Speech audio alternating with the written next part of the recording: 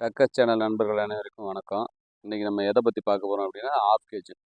Of கேஜில் அப்படின்னா of கேஜில் ஒரு full ஹெவியாக இருக்கணும் அப்படின்னா இந்த மாதிரி இருக்கணும். இதில் என்ன அப்படி வித்தியாசமாக இருக்குது அப்படின்னு பார்த்தீங்கன்னா, நார்மலாக தஞ்சாவூர், திருச்சி சைடு எல்லாம், மதுரை எல்லா சைடும் பார்த்தீங்கன்னா இந்த ரிங்கை வந்து 1.5 ரிங்கில் வந்து இந்த மாதிரி உள்பக்கம் மடிச்சிருப்பாங்க. இது 2 இன்ச்சு ரிங்கு.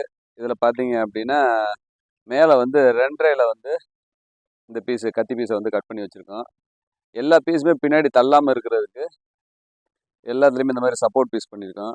உள்ளுக்கு அந்த டிஸ்க் ரிங்கு பார்த்தீங்க அப்படின்னா இங்கே போல்ட்டு போட்டுக்கு பார்த்தீங்கன்னா 16 mm அரையறைக்கா ரிங்கில் திக்னஸாக போட்டிருக்கோம். இந்த சேனல் பார்த்தீங்கன்னா இந்த பக்கமெல்லாம் போகாமல் இருக்கிறதுக்கு யூஸ் பண்ணுறோம். ஒரு ஃபுல் கேஜுவல் எவ்வளோ ஹெவியாக இருக்கணும் அப்படின்னா இந்த அளவுக்கு ஹெவியாக இருந்தால் போதும். நீங்கள் எவ்வளோ பெரிய மரத்தை கூட நீங்கள் இதில் வந்து வச்சு வண்டியை தூக்கலாம். கேஜுவல் ஒன்றுமே நெளியாது.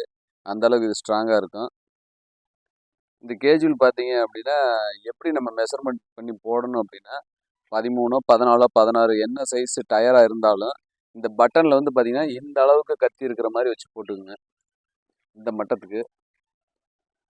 அப்போ தான் வந்து உங்களுக்கு டயர் தேஞ்சாலும் ரோட்டில் தட்டாமல் ஓரளவுக்கு உங்களுக்கு போகும்.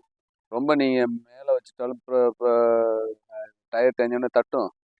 கீழே இறக்குனீங்க அப்படின்னா ரொம்ப கிரிப்பே இருக்காது. அப்புறம் மெயினாக வந்து பார்த்தீங்கன்னா இந்த டயருக்கு இந்த கேஜுவலுக்கும் சும்மா 1 இன்ச்சு கேப் இருக்கிற மாதிரி வச்சுக்கோங்க. அப்போ தான் உங்களுக்கு பேலன்ஸு நல்லாயிருக்கும்.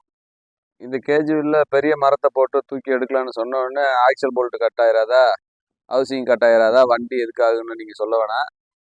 கேஜுவலினுடைய ஸ்ட்ராங்கு அப்படி இருக்கும் அப்படிங்கிறதுக்காக சொல்கிறோம். மரத்தை போட்டு எடுக்கிறது அவங்கவுங்க டிரைவரோடைய திறமை. அது எப்படி தேவையோ அப்படி எடுத்துக்கணும். உடனே நம்ம போல்ட்டு கட் ஆயிரும், ஹவுசிங் உடஞ்சிரும் அப்படி இப்படின்னு சொல்ல வேணாம். நம்ம கேஜுவல் அந்தளவுக்கு ஸ்ட்ராங்காக இருக்கும். அதாவது நாங்கள் போடுற கேஜுவல் கிடையாது. இந்த மாதிரி மாடலில் யார் பண்ணாலும் ஸ்ட்ராங்காக இருக்கும். நீங்கள் அங்கே இருக்கிற லோக்கல் ஒர்க் ஷாப்பில் கூட இந்த மாடலில் பண்ணிக்கலாம். அதுக்காக தான் இந்த பதிவு.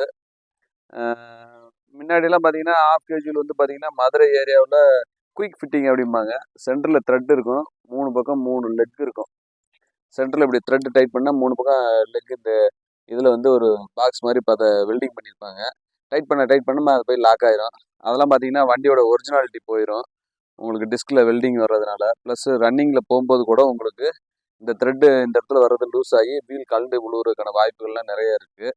இதில் வந்து உங்களுக்கு அந்த கம்ப்ளைண்ட் எதுவுமே வராது. கேஜுவல் பார்க்குறதுக்கு நீட்டாக இருக்கும். இந்த மாதிரி போட்டுட்டீங்க அப்படின்னா லைஃப்பில் ஒரே ஒரு டைம் நம்ம ஆஃப் கேஜுவல் போட்டால் போதும். கேஜுவல் திருப்பி அப்படி வேணும் அப்படிங்கிற ஒரு எண்ணமே நமக்கு தேவையான அளவுக்கு நமக்கு லைஃப் கொடுக்கும். இந்த மாடல் பார்த்துங்க. யாருக்காச்சும் தேவைப்பட்டுச்சு அப்படின்னா அங்கங்கே இருக்கிற லோக்கல் ஒர்க் ஷாப்பில் பண்ண முடிஞ்சால் பண்ணிக்கோங்க. இல்லைனா கீழே தெரிகிற நம்பருக்கு கான்டாக்ட் பண்ணுங்கள் கேஜுவல் தேவை அப்படின்னா. இந்த கேஜுவல் மாடல் இந்த டிசைன் டிராக்டர் நண்பர்களுக்கு போய் சேரணும் அப்படிங்கிறதுக்காக தான் இந்த பதிவு. இல்லை வேறு டிசைன் இதோட நல்லா இருக்குது அப்படின்னு சொன்னீங்கன்னா கமெண்டில் சொல்லுங்கள். நானும் பார்த்து தெரிஞ்சுக்கிறேன். நன்றி.